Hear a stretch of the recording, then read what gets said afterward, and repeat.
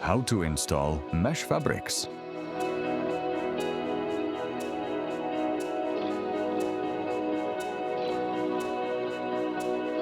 Corner and window profiles should be applied.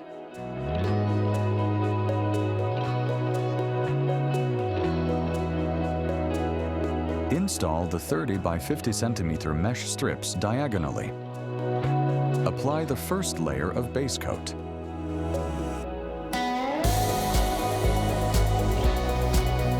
Apply the mesh from the top to the bottom. Start from the center, then out to the side. The overlap between two mesh strips should be 10 centimeters.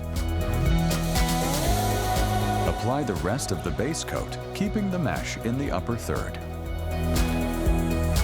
Did you know?